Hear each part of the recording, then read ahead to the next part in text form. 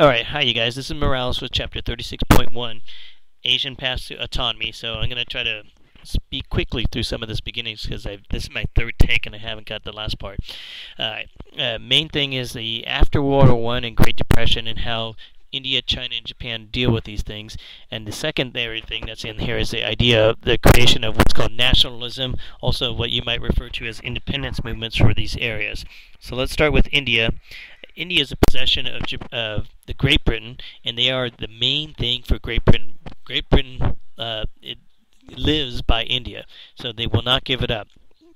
Whereas Great Britain was willing to give up some of its settler colonies and give them more freedom, like Canada, Australia, and New Zealand. Their settler colonies and give them more autonomy, more freedom. They're not going to do that for India. They need India for their infrastructure and their industry. So, with that, back in 1885, the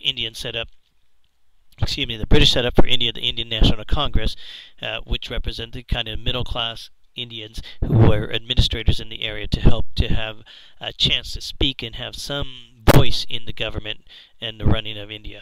And early on it was effective, and then later on these guys start to say, hey, we want self-rule, and that's when it starts to get a little bit crazy. Early on with the Indian National Congress is supported both by Hindus and Muslim, but once they shift, in particular after World War I, they move to opposing British rule, whereas before World War I and during World War I, they were supporting the British and saying, okay, we'll help you out, and they initially thought that they were going to get some freedom or some autonomy, particularly when they were mentioned the Wilson's 14 points. They start to believe that they're going to get some freedom.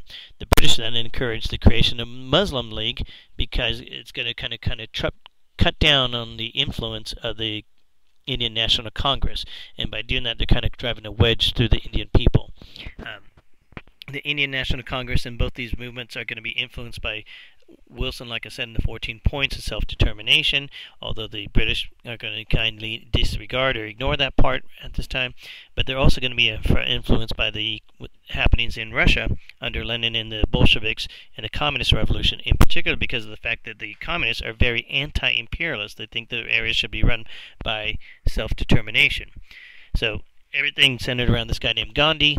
Gandhi's an interesting figure. He was born in India and then educated abroad, becomes a lawyer in London, and then he goes to South Africa, and that's where a job is, to go become a lawyer there, and he starts to represent some Indian people who are living there. So remember back to the time, I can't remember what chapter, industrialization, where the people moving from places to places for work. Lots of Indians went to South Africa to go do work and labor in the mines and areas, and so he's representing them, in particular in a case called apartheid, which we'll talk more about, but essentially it's kind of like segregation in the South of the United States in the Civil War to the 1960s. He comes back to India and he becomes a member of the Indian National Congress, and it's under his watch or his influence that the Indian National Congress becomes a mass movement of the people of India as opposed to just the elite middle class who were administrators. And with that, the Indian National Congress really gets a huge boost in the amount of people who are willing to follow. They don't have to be members, but become active in the movement. So because of this, he earns a title of what's called Mahatma, or Great Soul. His own people call him that because he tried to work for the good of the Indian people, and also he tried to end the caste system, which is kind of bizarre to say the least, because he is very Hindu, and the caste system was based on Hinduism, but he's opposed to its caste system structure in which it relegates people to, their caste, in particular untouchables, just because of where they were born. So with that, he starts to push for more involvement in these people and more fair treatment, and becomes recognized as a great soul. His policy is going to be very interesting, and so before we get to that, here's a picture of him because I've seen him in a test before, and so now you can recognize him. And then the bottom left is the painting of the Amritsar massacre, which is kind of like their Boston massacre. So here are the British sepoys, remember, Indians who worked for the British Army, and there's General Dyer with a stick in his hand on the left-hand side, ordering his men to fire onto the unarmed people who are there for to listen to some protest movements. And he had warned them not to show up. They did, and he fires on them even though they're unarmed. And people go, "Why don't they run away?" They're trying to, but the gates are locked on the outs. to get out of the park. So he's going to kill anywhere from 379 to 1,000 people, depending on numbers and who's reported, and we'll talk more in a second. Okay, Gandhi's passive resistance. This is a key element that's going to show up not only here but also in the 1960s under Martin Luther King, and it starts with the concept of what's called Hinduism and ahimsa in their Hinduism. So remember when you chuckled about how they're nonviolent, and it's kind of weird because so was Jesus, but here we got ahimsa and nonviolence, and the idea that they don't hurt a living soul. And so that carries over to what's called satyagraha, and I'm not sure if I'm saying that, but it's passive resistance, truth and firmness, that they're going to go against rules that they think are unjust. Just like Rosa Parks sat on the bus because she thought it was unjust. Those kids sat on the seat at the counter at Woolworths because they thought it was unjust.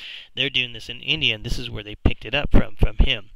Part of this comes from the non-cooperation movement, or leads to the non-cooperation movement, which was one of his big movements. In it, he's going to encourage the people of India not to purchase stuff from the British, in particular cotton. Don't buy cotton from the British, make your own. Since that represents a big element of their production, it puts some impact on them, but mainly it shows that these people are dedicated and that India is a force to be reckoned with, and that this movement isn't just going to go away because they want it to. It also leads to what's called the civil disobedience movement, where he's going to march to the sea to go get salt. Salt was a commodity that's necessary. The British had a monopoly on it. People used to go down to the sea to get the salt, and now they're charging for it. He said, that's ridiculous, let's go get it. He tells the British authorities that he's going to go do it. They tell him they're going to arrest him. He says, no problem. Your law is unjust. Okay, and then also in 1919, the Amritsar massacre, which helps to kind of show that the level of, resentment or level of violence that the British are willing to use to kind of control this stuff. General Dyer is the guy that wanted to teach him a lesson, and then the end result is, like I said, a whole bunch of dead Indians. Depending on whose numbers, the British report 379. The Indian National Congress says it was closer to 10,000. We do know that they shot some 1,600 bullets for 10 minutes into an unarmed crowd, while the crowd was running away, while women and children were in the crowd too. Like I said, just not a fun scene. The Government of India Act. Your book implies that this came out of the Amritsar massacre, but that was so late. Okay, that was 1919 for Amritsar, and this is 1937, so although it probably had some influence, it wasn't fast enough. The India Act, initially not supported by Gandhi, but then later on is accepted because he thinks it'll be a step towards Indian independence, and he's very patient. It's part of his upbringing, and it's part of his philosophy that good things take a while, and so he gets his people to support it, and then they back it up, and it's going to be carried out. The problem is that it creates an autonomous legislature for India, which is going to have some say in making some of the rules, with the overall British still in charge and carrying out the plans. Okay, but they now have some say, and it doesn't work out too well, because what it does is it separates India into 600 different regions or areas controlled by princes and other groups, and these guys just can't get along for a variety of reasons. Okay, they have some trouble getting anywhere together on the same page, and it also is going to be increased because of the Muslim fears of Hindu dominance. Okay, the Muslims are a smaller portion of the population, small but significant portion of the population, and the Hindus are economically dominate and population-wise dominates, and the Muslims fear that they're going to be swallowed up by the Hindu dominance, and so they fight against it. And in particular, the Muslims feared it, especially with the Great Depression, because land became the big commodity, and the Hindus owned most of the land, while Muslims rented some of the land for farming and stuff like that. And so this guy named Muhammad Ali Jinnah, he starts to advocate for the idea of partition of India and the creation of two separate states, one India and one Pakistan. And this is going to be carried out later on in the 1940s when they do give India their autonomy, and it creates some more chaos that we'll talk about in a later chapter. Okay, so now we're on to China. Okay, here we go with China, the Republic of China. So remember, listen for similarities and differences. So the revolution in 1911 forces the Emperor Puyi to abdicate. Abdicate is quit. Puyi was the boy emperor. I believe he was either 7 or 8 years old, so he was the last emperor of China. There's a movie about it. It's okay. And then Dr. Sun Yat-sen becomes the president of the Republic of China. The problem is the Republic of China really doesn't exist too well, other than on paper and in maybe some people's minds. The government itself, the central national government, has little power, little effectiveness, and no one really respects it. China has three major problems. Number one, European dominance through the unequal treaties. Number two, the Japanese are starting to push in and take more and more territories. And number three, there's a huge amount of China that's being controlled by warlords, similar to the warring states from long ago. And so the central government and national government has really no power or influence in those areas to control things. Okay, so along comes the push for what they call Chinese nationalism. It starts with the May 4th group. Ignore the first one. That's a joke for in class. The May 4th movement is set up by students and urban intellectuals who protest foreign interference, in particular Japanese interference in China. Already the British and the French and the Europeans are started to kind of withdraw slowly or not have as much influence because they have this Great Depression to take care of, and so they're not as involved. The May 4th movement is encouraged by what they see in Russia with the Marxists and Lenins taking over the revolution in Russia, and since, like we said back in with the India, Leninism or communism is very anti-imperialistic, that's a ticket. And so they do have some influence by Marx and by Lenin in their party. This creates the Chinese Communist Party in 1921, and it's going to be setting up Mao Zedong to become the leader soon enough. Okay, he's there at the start, but he becomes more involved later on. The Chinese Communist Party works to unify China, and try to push for Chinese nationalism to try to make them strong and get rid of Japan. Dr. Sun Yat-sen, he's similar to Gandhi. He was born in China and then goes to the West to be educated and comes back to China to try to unify China and make it a republic. So he creates a thing called the Chinese Nationalist People Party, or the Kuomintang. You need to know that word. And they're going to be the group that inherits the Republic of China after Puyi abdicates. And they're going to accept help from the Soviet Union, mainly because the West is too busy with the Great Depression to give them any real support. And so they do have some socialist influence, not so much communist, but definitely socialist. And they're going to work with the CCP, the Chinese Communist Party, together to try to create a strong China. Number one task was to get rid of the warlords. Number two, get rid of Japan. And number three, kind of solidify and make China a strong national place.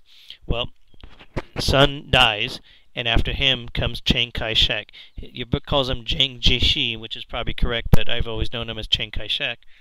He takes over. He's a military leader, so he's kind of at a different way of governing in that he's a general, and he, I give a command, you follow, and that type of mentality. So it causes some friction in their coalition with the CCP.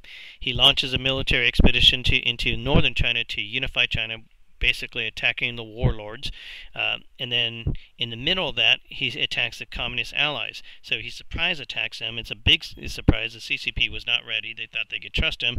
Obviously they couldn't, because Chiang Kai-shek was more concerned about the communists than the warlords. He really thought the communists were real powerful and had a lot of people's support, so he attacks them to try to trim down their power. The communists run away on this thing called the Long March, which is a 1-year, 6,000-mile journey to escape, and they move to the north and they find kind of a safe place away from them, and they're able to regroup. It's during that time that Mao Zedong creates his version of communism called Maoism. Remember, communism was based on an industrial society, while China's nowhere near industrialized, and so Mao's version is taking into account peasant power. So here's our map of them. China, notice the area in green is the area they kind of control, and the area in red, the red arrows as the escape, and then the area kind of orangish, pinkish, peach, is Manchuria, controlled by Japan. So now we got Japan. Japan's, remember, during World War I, they get involved, they help out the Allies, they get some promotion, kind of in the sense that they become more popular. They join the League of Nations. They're actually part of the Big Five powers, and then they start to have some problems because of the Great Depression. Japan's economy dependent upon trade with other places. They're not trading as much, so their power goes down. That creates chaos in Japan to the point where they even assassinate their prime minister, and then that pushes the militarists to start to say, hey, the way out of it is for us to set up a Japanese empire and look across the way, there is China. We could take them over. So they create a situation called the Mukden Incident, in which they say that the Chinese attacked our railroad. They didn't. The Japanese did it themselves, but they use it as an excuse to set up Manchuria